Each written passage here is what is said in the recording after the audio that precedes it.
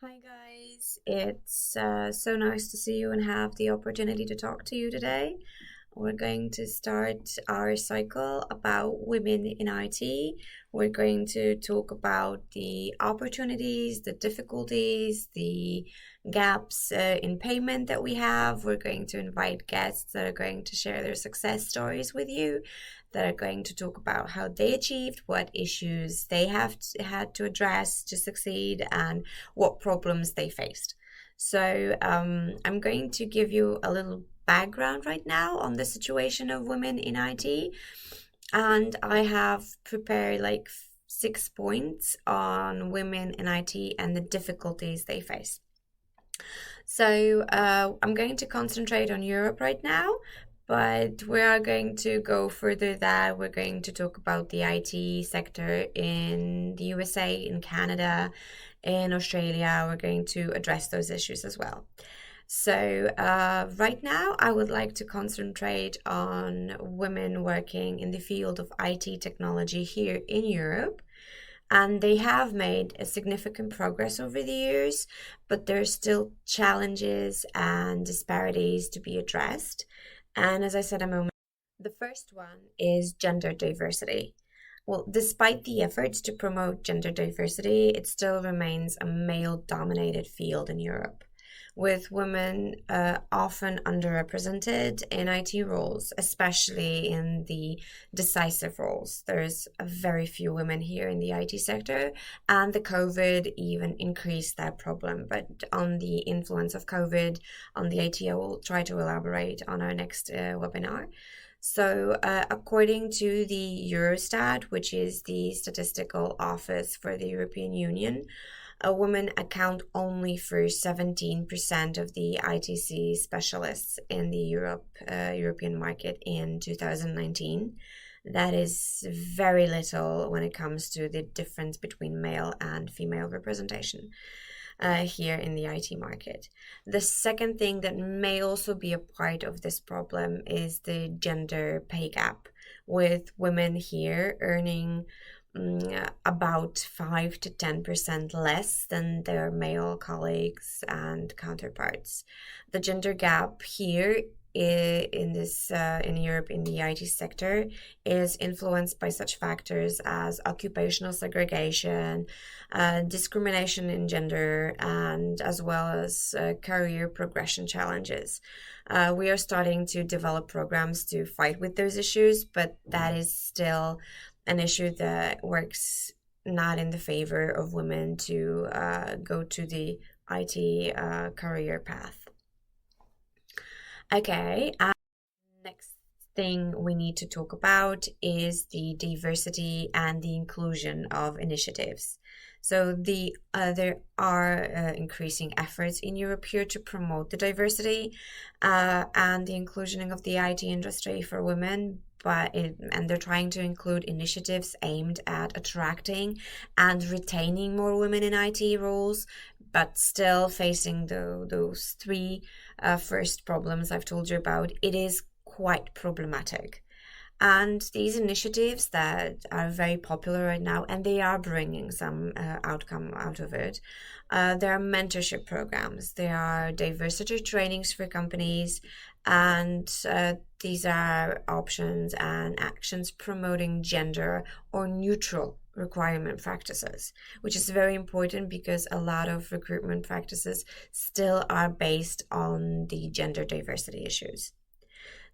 Another option, which is very popular, so I'm very happy because here in IT Poland Technology Cluster, we're also starting to introduce these solutions to the problem, are women in tech communities. So in Europe, there is a lot of these sprouting right now. Women can find support and empowerment through these tech communities, which provide for them opportunities for networking, for mentorship, and professional development.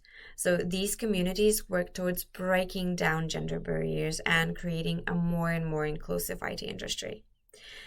So I think this is the line we should go to create the opportunities for women to develop, for them to network together, for them to find opportunities to cooperate, to maybe share ideas, to mentor one another. And it is very positive to say that a lot of governments and countries and corporations working in those countries, sometimes the corporations working beyond like one country, they have started to implement some policies and programs to promote gender diversity in the IT industry. For example, a few of European countries have introduced quotas for women on corporate brands, and many companies have adopted the diversity and the inclusion strategies, which specific goals for gender representation in their workforce. So we can sum up that despite these challenges, there is still a growing recognition of the importance of gender diversity in the IT industry in Europe here, and the efforts are being made to address the disparities and create a more inclusive and diverse workforce. So for me personally, it is essential to continue advocating for gender equality, for promoting diversity, for promoting inclusion, mentorship, networking opportunities for women, and to support women's careers and advancement in the IT in here in Europe and beyond it. But here we're concentrating mostly on Europe, so that is what I'm going to address and talk to you about. And you have asked me a bit about statistics, so here you go. I've looked at the report Women in IT 2022, and it shows that only 46% of the respondents really work in positions not directly related to programming, but somehow touching the IT market. But 71% of the respondents say that they would like to develop their skills and start working in the programming part of the IT, but there are issues for example, the differences of earnings that are stopping them. But on the other hand, well, the earnings for IT programmers are a lot more tempting than the earnings, for example, for a tester. So women are facing this problem of deciding, and the problem they face through the payment gap that exists. So a study here conducted by No Fluff Jobs shows that more than half women here working in IT are coding. Again, the largest percentage of them specialize in the back end, which is 15%.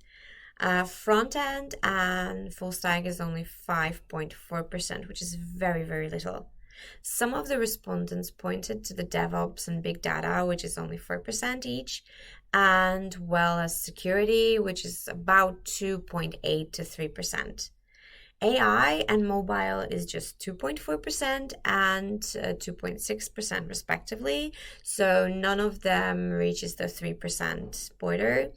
And when they were asked what technologies they work on a daily basis, almost 30% of them pointed to SQL. Slightly more than 20% told that they're working on a daily basis with JavaScript, and 19.3%